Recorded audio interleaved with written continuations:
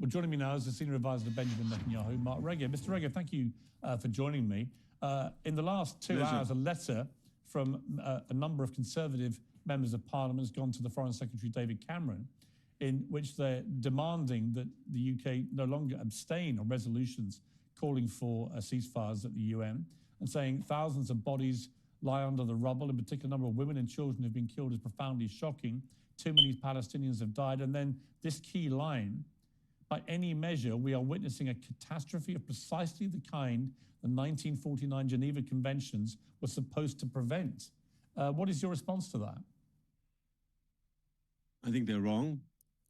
I think Israel, as you said correctly, Pierce, Israel is acting to defend itself, to destroy a Can it really be called defending yourself at this point, at this juncture where we are currently? Can it still be called defending yourself when just about 20,000 people are gone? It can't. We need to stop this narrative of defending ourselves. You're just, at this point, clearing the way for a new occupation. 20,000 people gone is too many. Brutal and ruthless and horrific enemy, Hamas, which is guilty of the most terrible crimes against humanity. And our challenge here is to dismantle Hamas's military capabilities when Hamas, of course, embeds itself amongst the civilian population, in neighborhoods, in hospitals, in schools, in mosques, and so forth, even in UN facilities. And so we're trying to be as surgical as is humanly possible in a very difficult combat situation. Let me interrupt you there, if I may, because you say you're being surgical, and you always say this, that you're being very precise, very careful not to kill civilians. But in the last 2 days alone, we've seen 3 Israeli hostages who had no shirts on, who had a self-made SOS banner that they were holding. They were clearly not terrorists, and they were shot dead by Israeli forces. And then we have these 2 women killed outside a Catholic church in an act the Pope has called terrorism, based on his information that he's got from the Archbishop in Jerusalem. This is, I'm afraid, not indicative of a fighting force that is trying to be surgical or precise. It is actually lending, I would say, support to the notion that President Biden put out, that it's indiscriminate. So let's talk about those 2 issues specifically. Let's start with the 3 hostages who were tragically killed. You know, the fighting in Gaza, in that particular part of Gaza, has been very intense, close quarter combat, face-to-face fighting, and it's very difficult. And our soldiers claim, and this is being investigated, of course, that obviously they perceive the 3 as a threat, incorrectly and tragically. You know, in all sorts of... They perceive... Bro, keep it a stack, man. Keep it a stack. Either they were so, like, caught up in the fight and they just fired off shots, right? Don't try to make it seem like that they perceived them as a threat when they were shirtless, literally waving a white flag. And one of them looks like this. What gingers, white ginger men, are in Gaza walking around probably like fighting with Hamas? I'd probably say 0. 0. So stop trying to portray it as if like they probably saw 3 people and were like, all right, these are 3 corpses. Bang, bang, bang. Done. Boom, boom, boom. Done. Keep it pushing. It wasn't until after the fact they probably checked them and was like, oh, these people don't look like, this guy especially don't look like he's from Gaza. Talking about something, it's a lot of heavy fighting going on. These people waving a white flag. So by the Geneva Convention, they would be prisoners of war at the very least. Very difficult. And our soldiers claim, and this is being investigated, of course, that obviously they perceive the 3 as a threat, incorrectly and tragically.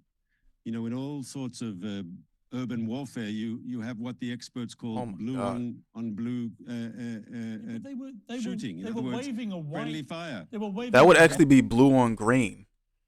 First of all, blue on blue is when you shoot your own men. Blue on green is when you shoot another group's men. Uh, it might even be blue on white because they're not even combatants.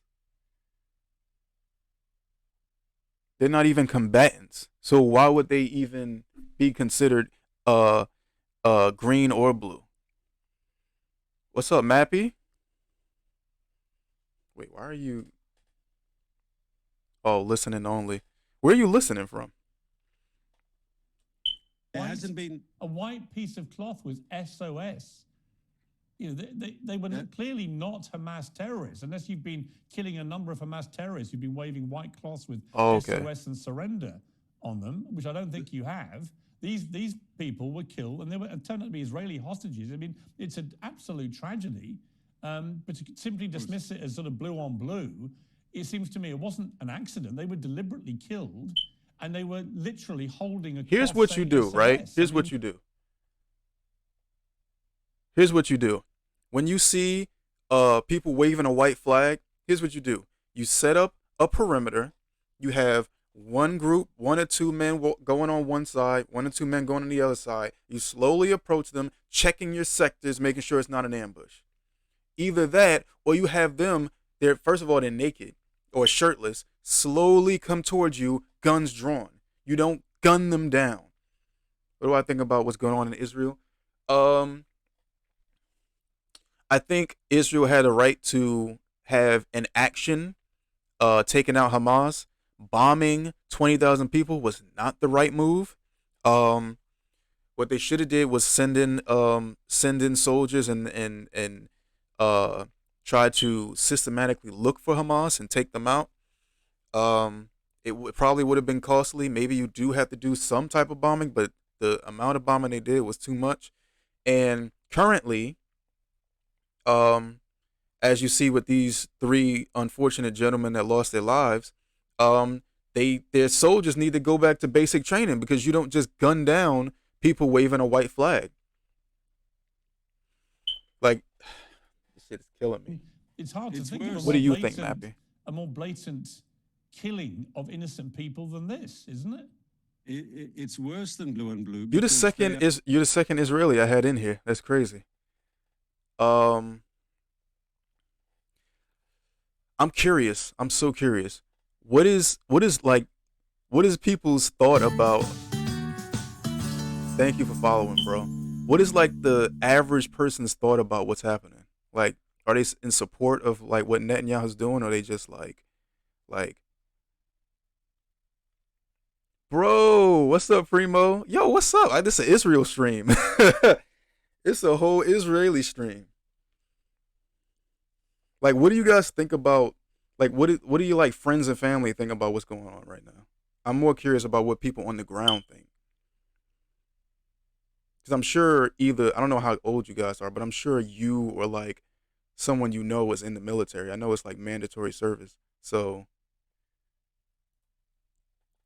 Civilians. They weren't even combatants, yes? And they were freeing, obviously, running away from Hamas. One of our problems in this was the soldiers on the ground did not have a briefing that they could expect to see hostages walking down the street, so to speak. We expected to see hostages in tunnels, in dark rooms, imprisoned, and the idea that they'd be walking around somehow free was a surprise. Why would they shoot anybody holding an SOS? That's the thing. That's not even an excuse. You should be prepared to see.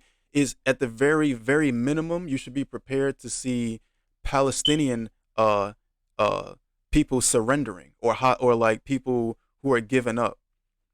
So you should be prepared to take prisoners at any time. It's hard to explain with my broken English. We don't want to kill civilians in Gaza, by the way. The civilians are not victims, but Hamas using them as their shields, bro. They are. Don't get me wrong. I mean, see, you got the right stream, because I'm not really I'm 100% not pro Hamas. I'm more moderate. I guess I would say I'm more pro Israel, but only if Israel didn't bomb so many people, like, indiscriminately. We don't want to kill the civilians in Gaza, by the way. You from the state? Yes, I'm from the United States. So I really have no skin in the game, because I don't have any family members that are in the area in Israel or in Palestine. I used to live in Cleveland for so long, bro, but I'm from Israeli. Yeah. Um, the civilians are not victims. How are the civilians not victims? Now, don't get me wrong. There's a lot. I saw it on stream and I looked on stream after October 7th. Uh, the polling I seen was that Palestinians, uh, um, had more support for Hamas, and this was in the West Bank too. Um, which obviously is very telling. But I wouldn't say they're not victims. Like if you're living in your home and you have nothing to do with Hamas or the war, and you just get bombed, that's definitely being that's victim. You're a victim. You will see the civilians cheers around. I swear, yo, bro, I checked. I seen it on stream. I seen because that's why I brought up the poll. There's a lot of people that are pro Hamas even after October 7th, even more people. And I seen videos of people who were beaten on I think it was an IDF soldier whose body they brought back to Gaza. There were some civilians that were killed in the kibbutzes on the border that were taken back to Gaza, and they were beaten, spit on, dragged around on their trucks. I seen it, and it was a lot of people. It was a lot of people. It was a lot of people who were cheering it on, Allahu Akbar, Allahu Akbar, and I was like, bro, it was mind blowing. I was sitting, I was just staring. I was like, I can't believe this. But you can't look at that. I feel it's unfair to look at that and think that's everyone in Gaza. You know what I mean? Like that was a large amount of people. And also, um, there you can't lie and tell me because I know for a fact there are people in Israel. There are people in Israel who 100% don't like Palestinians, and they are outward in their hate of Palestinians. That doesn't mean they deserve to be bombed. Just like I don't think any Israeli that unfortunately lost their life on October 7th deserved to have been killed. It's not about what you deserve. Just because you do something stupid um say yeah an Israeli is dead doesn't mean you deserve to be bombed. I would say you probably deserve to get punched in the face or slapped, but to die, I think that's too much. I mean, if what's hard for me is that we're not getting full details about what happened. I mean, if those three poor people were killed in the middle of a shooting fight, then that's different. Um, that's true too. I mean, from what we were told, they were waving a white flag. They had no shirts on. If they walked out into the middle of a gunfight between Hamas and IDF soldiers, then I could be like, okay, that probably wasn't smart. And I can't blame IDF soldiers for shooting them if they jumping out into the field of the line of fire. White flag versus terrorists. Um, but then even if you're a terrorist, if you wave a white flag by the Geneva Convention, you are a prisoner of war. You're supposed to be taken in as a prisoner of war. You're not supposed to be shot dead. Like it would be one thing if somebody's waving a white flag and they have a vest on, right? Because then your mind as a soldier, you're gonna think this guy's probably a suicide bomber or he's gonna blow us up. But even then, I feel like you should assess the situation, slowly approach that man or have that man approach you. Stop at a certain safety air distance and strip, take everything off, remove it all. Especially if you see a man who looks like this. Maybe I don't know how far they were. You can't even see it. I don't think. Hold on. Oh, wrong thing. Like this. Like this man is not like from Gaza. He's not Palestinian, of course. But again, bro, I mean, this guy is like if you seen him walking down the street, like in Gaza, you're gonna be like, bro, this man, he was definitely a hostage. Maybe not so much this guy, but this guy. If all three of them together and you see this guy too, you're gonna be like, wait, hold on, something ain't right here. We don't know what exactly happened there yet. You're right. It's the same thing. So I guess my thought on it is if it's just like the hospital bombing, right? They were saying that it was Israel because it had to be Israel. And then it came out that it was probably Islamist Jihad, right? So maybe I should just go on the side of caution and just say we don't know what we don't know. But I feel like I feel like in this situation the fault falls more on Israel.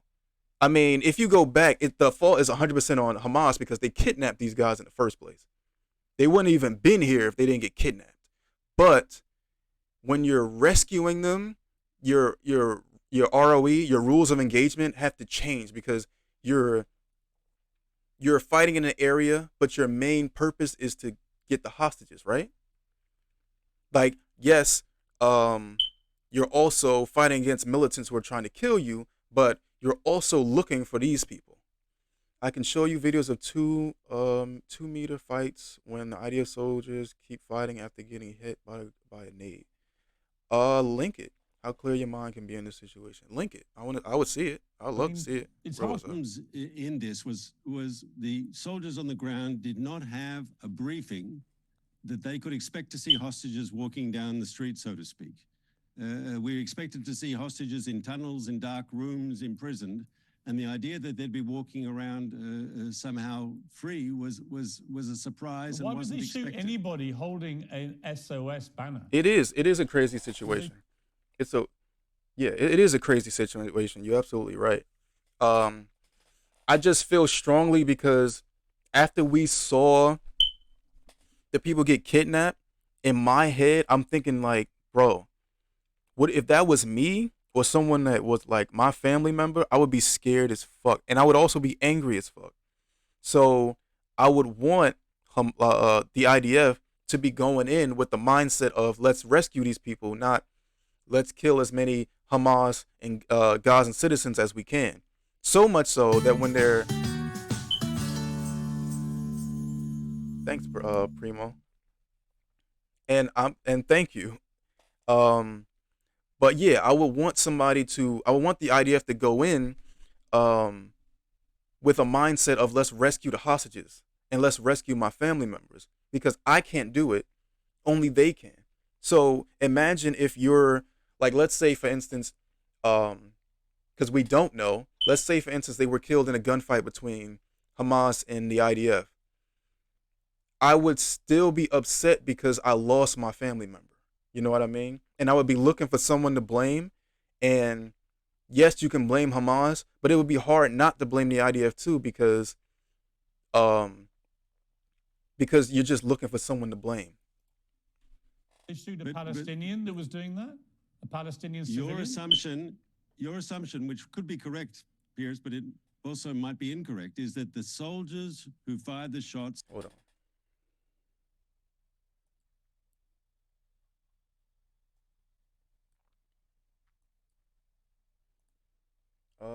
Oh shit. Okay, hold on. Let me translate this.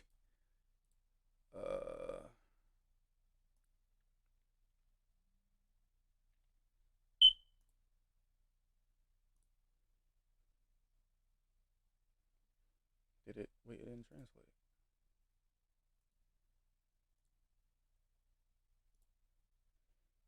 Never. Oh, let me bring it over here. Okay. Never before seen footage from Sayaya point blank gunfight with terrorists ambushed inside a building.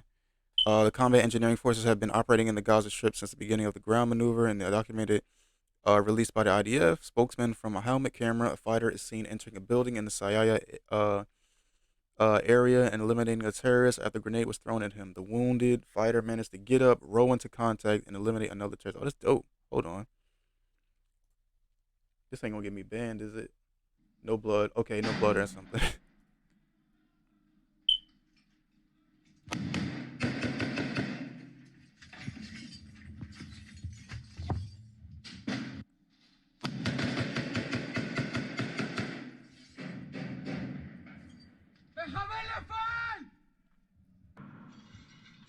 What is that?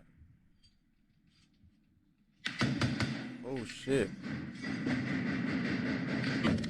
Oh shit!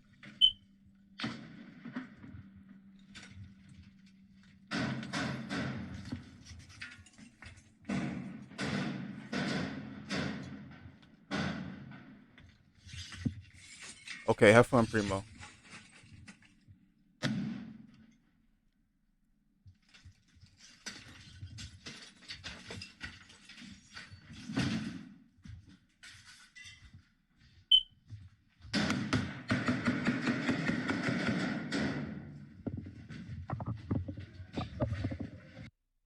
Damn, he got bodied. He fucked his ass up. Yeah, he fucked him up. Let's go. Man, that shit was like Call of Duty. But then this also goes, yeah, I do. See, this goes with what you were saying, is what I've said before. Um, Hamas operates out of civilian infrastructure. This is a house. This is somebody's house. All we want is to live in peace, yeah. But unfortunately, everyone else in the area doesn't want you guys to live in peace, or they want what's yours, instead of just coming to the table and trying to come up with a peace deal. Part of the battles of the IDF forces, reservists from the Yalam unit of the combat engineering. How old are you, Primo?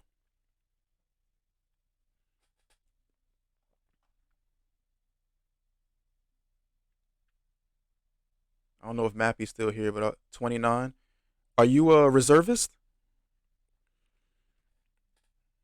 Eliminating the first terrorist and being wounded by throwing grenades at him, the fighter entered the building from which the terrorist came out. That's crazy. He took a whole grenade, kept it pushing. Oh, at home? There was another guy, Mappy. No, not Mappy. Arbel earlier. He said he was reservist. 70% chance, he said, he would have to go to the north and fight, which is so scary to think of. Damn, this shit is crazy. All right, let me go back to this.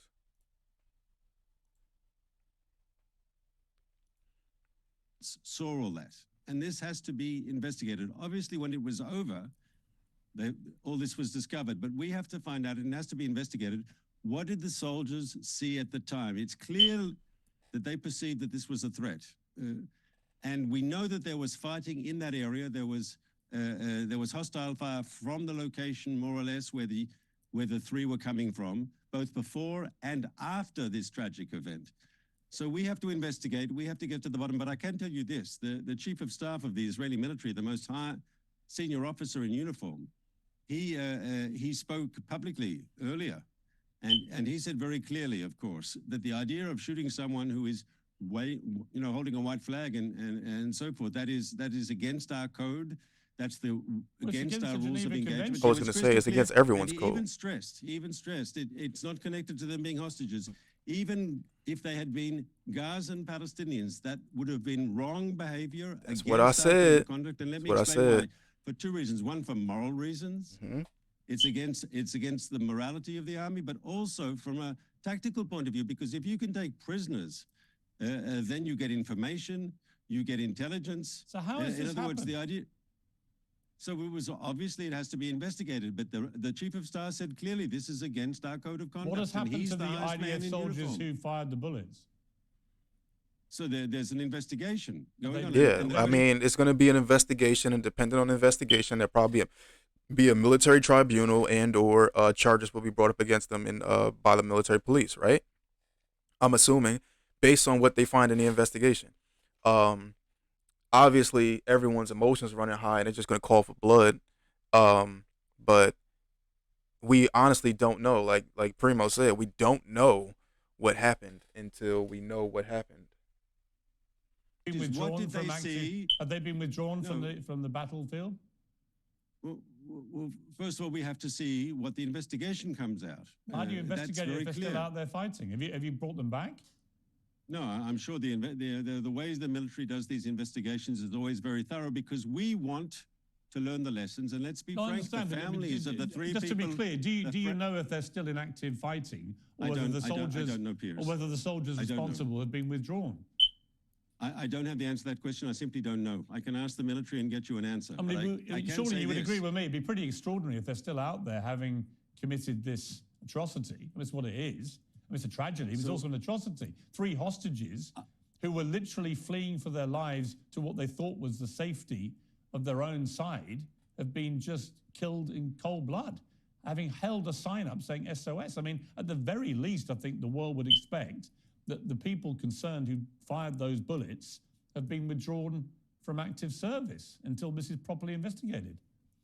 So once again, I'll ask the IDF, but I can say the following, that there was no attempt at all to try to hush things up. We openly admitted this. The army came straight out and spoke to the families and said this was a terrible accident and it will be looked into and there'll be a thorough investigation. And the evidence and what the investigation reveals will be shared with the families of the 3 hostages who were killed. We're going to be, the Army is going to be very transparent on what's happened here. We owe it to ourselves so these things don't happen again, and we owe it to the families. Are you going to be as transparent about what happened at the Catholic Church that the Pope described as an act of terrorism, and given the Archbishop of Westminster says he simply doesn't believe the IDF when it claims it didn't do it? So we'll investigate that as well. We are in the process of doing so. We're looking at the situation closely. You must know if your snipers did it. We at the moment, yes, I can say the following. Our forces do not deliberately target civilians. We definitely don't deliberately target... Was it IDF snipers who fired the bullets? So once again, we don't... This is still being investigated, but I can say the following, Piers. We don't deliberately target civilians. Well, so you keep saying, Mr. Reagan, but with respect, a church. We're talking about 2 incidents where that's exactly what's happened, and why it's happened is crucially important to the credibility of the wider statements that you've been making on behalf of the Israeli government about whether you are being indiscriminate. That's why it's so important. And again, I just ask you a simple question. You must know, you knew immediately you'd fired the bullets that killed the hostages. You must equally have known immediately whether your snipers have shot these 2 women outside a Catholic church. You literally just have to ask the question. So this happened over the weekend. You must have had enough time now to establish, was it Israeli snipers? Because earlier today you were denying the suggestion it may have been IDF, but the Archbishop says that's a lie. So what is the situation with these killings? So let me please answer by saying what needs to be said. It's not like someone Israeli is hanging around with a gun and indiscriminately shooting. We're talking about combat zones where that wasn't my question, you're coming under fire. Did IDF soldiers shoot those 2 women? You know the answer. It's still be looked into, and I'm sure that we'll be putting out a report. I can't prejudge the IDF's report, Piers. You understand that. Piers really want this guy to say, yes, it was the IDF. He's not going to say that. Why would he say that? He's a government spokesperson. Why would he say it was the IDF that did it? Even if it's 100% certain that the IDF did it. That you're trying to get him on a gotcha and have him on like clipped as like, yes, the IDF did this. Even if it's more than likely that they did, he's not going to do that. You've already prejudged the killing of the hostages and said you know for a fact you did that. Why do you not know for a fact you killed these 2 women or not? Because we had the bodies here of the 3, and there was immediately shown to be true. I'm not sure we've got the bodies of the 2 women. I don't know where they are. I don't know what the situation is. We will get to the bottom of it. Just but if it wasn't IDF, who were these snipers who killed 2 women outside a Catholic church in Gaza? Because we know there was fire there. You see, the way it's being presented incorrectly is that somehow there was people at a church going to pray or praying and suddenly the IDF came and attacked. No, that wasn't the situation, Piers. We know there were firefights in that area. We know our forces took hostile fire. So it's quite possible that it was Israeli forces, but it's also possible that it was bullets from the other side. Yeah, but I think you're stretching I'm sorry, but you are stretching my credulity to try and make me think you don't know the answer after all this time, given how clear you've been about the other incident and IDF culpability. So I'm sure a full IDF report will come out shortly, and I urge you, please be patient. It's worthwhile waiting for the full report. And if it transpires, as everybody believes, and as the Archbishop of Westminster said had come directly from information on the ground that he believed was credible, relayed to him by the Archbishop of Jerusalem, and what the Pope himself has called an act of terrorism. If that turns out to be indeed the work of the IDF again, what would your response be? So I can give you from an example from the past, Piers, where there was a situation on the beach in Gaza. This was in one of the previous rounds of conflict, and I remember it well because I was personally involved. I don't want to go into previous incidents. It doesn't no, help. because I'm giving you precedent. Well, the Pope has directly accused you of terrorism. No, but so please allow I mean, me to I do think it's incumbent on you as a government to very, very, very quickly tell the world what happened here. Citing previous incidents in previous wars and conflicts is kind of meaningless, frankly. I mean, no, but judge us by our track record, because in the past we have come clean when there was an accident and we misidentified a target and we killed innocent people, and that's what I'm starting to tell you. We have come and admitted that we've made a mistake. But you must know if you had snipers in that area by that church who shot people. You must know that. But if there was a firefight and there was shooting from both sides, we have to look into this. You're suggesting I'm agreeing with you. There were Hamas terrorists. Just to be clear, your position is there were Hamas terrorists inside a Catholic church. No, his position is he does not know. It is being investigated. We'll get the soldiers' testimony. We'll probably corroborate it with information on the ground, and we'll understand what exactly happened. Do I think they'll get a fair shake? Probably not. But to just ask him this and expect him to just give you an answer, you're not going to get an answer, and you're not going to let him he's not going to die on his hill. With a bunch in of the location. nuns and I women. didn't say that. I said in the location of the church. When do you think? And they were firing at our people. Okay, and our forces returned fire. But if it turns out, as the Pope has alleged, and in fact stated as fact, it was an act of terrorism, what will Israel do about that? But can I say the following, which I don't accept in the accusations? I can accept the possibility that they were killed unintentionally, caught up in the crossfire. I do not accept that they were deliberately targeted by the IDF. We do not target civilians. We do not target churches.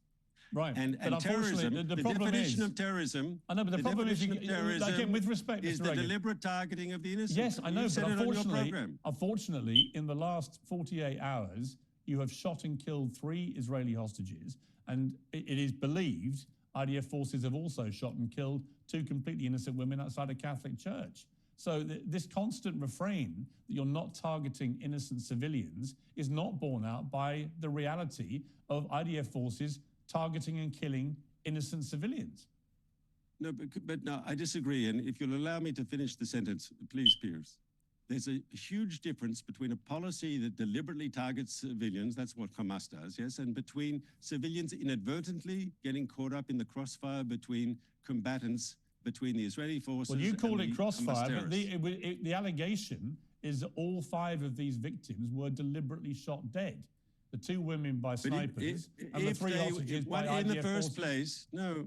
Let's be clear. If there is a trial, right? Let's say the accusation against the soldiers who killed the 3 hostages, it wouldn't be a murder trial. It would be a trial if there was a trial, and I don't know there will be. Yes, but they would be accused of negligence or of misidentifying a target. Yes, murder and terrorism is the deliberate targeting of the incident. I understand, and it's not clear that in either of these cases that applies. Right, but it may well. That's why the investigation is there. You can't rule that out either. Well, that's why you've got to do an investigation. Right. Right. But, it shouldn't take very long to ask whether you had snipers in that area who shot women outside a church. But I know for a fact we had combatants in the area, but the fact is, did they, in fact, fire the bullets that killed the 2 women? Once again, let's wait for the investigation. And as I said, in the past, when we've made mistakes, we have admitted it. There's a track record there. I want to remember. I wanted to show you a picture. This is of IDF bombs. And they've inscribed on them the names of actually a number of people who've been guests on this show. Mohammed Hijab, Andrew Tate, and also one of my next guests, Cenk Uygur. What is your response to that? Maybe IDF soldiers are watching your show. Is that possible? Yeah, but do you think it's a sensible thing to be doing, to be putting names like this on these bombs? Well, first of all, it's obviously this is some soldiers trying to be funny or creative. But I was about to say, saying it's not sensible. It's definitely in bad taste, but soldiers do fucked up shit. They're literally killing people for a living. Literally murdering people for a living. Like, Name a soldier that hasn't at least partially lost it. The history here, going back to the First World War, isn't there not, of soldiers drawing pictures on shells and so forth? It's something that soldiers have done. I'm not justifying it, but I think British soldiers have done it. Sounds like you are American justifying it soldiers to have done me. Sorry, no, I'm just putting it into historical context. Okay. Mark Regev, I appreciate you joining me. Thank you very much.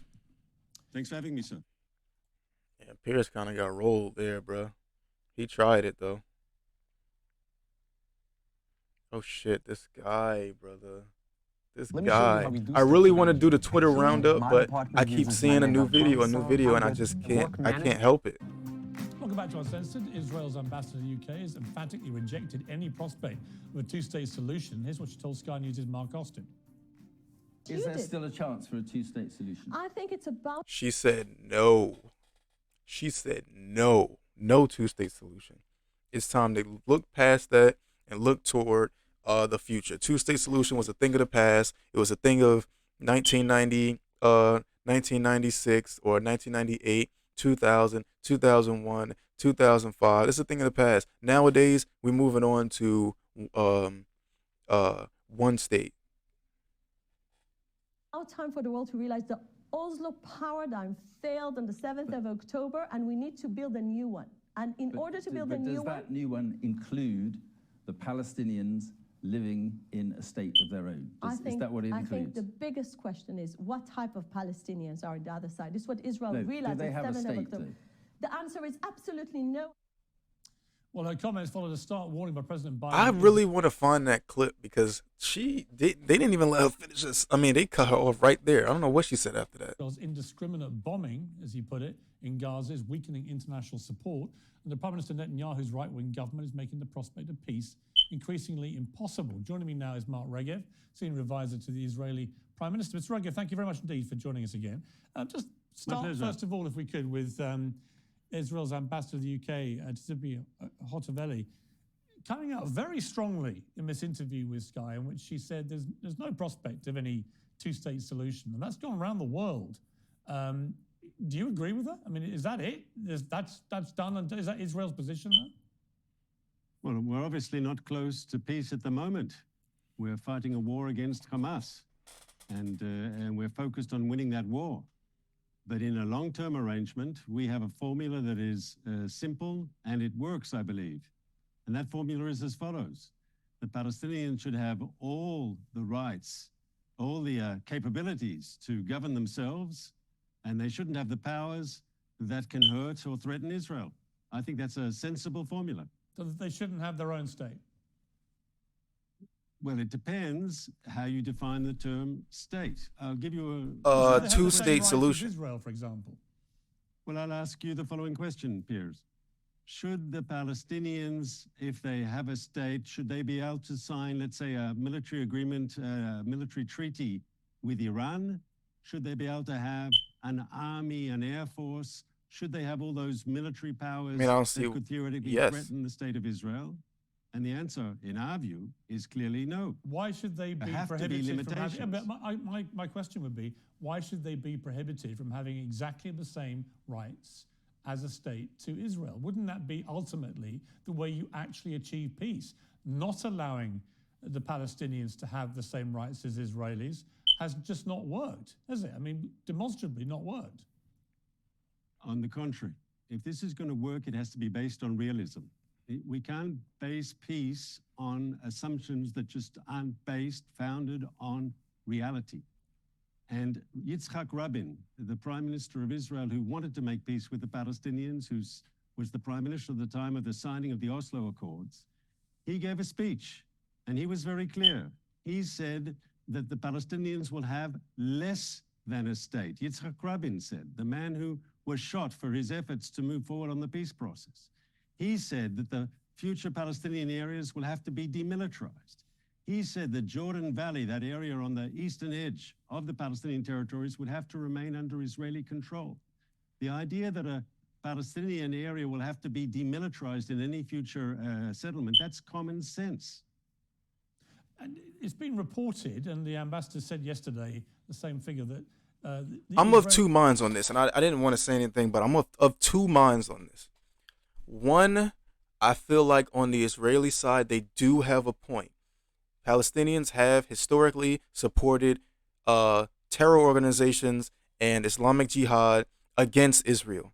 And there is a very high likelihood, seeing as the polling data shows that after October 7th, Hamas was more popular with Palestinians, not only in Gaza, but also in the West Bank, that state-sponsored attacks and terrorism will continue. People like me that are of the mind that Israel should just give Palestinians a state, full autonomy, military, police, control of their ports, control of their airspace, control of the water and electricity, and the borders, are making a uh how do you call it, like a scientific experiment. They're making an experiment at the cost of Israeli lives, because if it comes to pass that this happens, like say Israel gives Palestine a state, they completely move out of the West Bank and Gaza and everything, and they have their own air force, their own navy, their own military, and everything is peaceful and fine. And eventually Palestinians make their own peace treaty with Israel, and they can live side by side as in a two-state solution. Then things would be great. Statistically, though, and what would probably happen is the Palestinians with a military, with a navy, with an air force, control of their borders, will breed state-sponsored terrorism into the surrounding regions, not included but not limited to Israel. And as the person that is directly on their border will feel the most from terror attacks in said region, which will lead to the deaths of more Israelis. And I feel like when we say these utopian responses, like, oh, just give them a state, give them control of their ports and their borders, and don't demilitarize them, and don't occupy them, we're also forgetting that if state-sponsored terrorism is bred in Palestine, in these states that would in this utopia not have any Israeli influence, then the people that are most likely to feel that effect are Israel and Israeli people.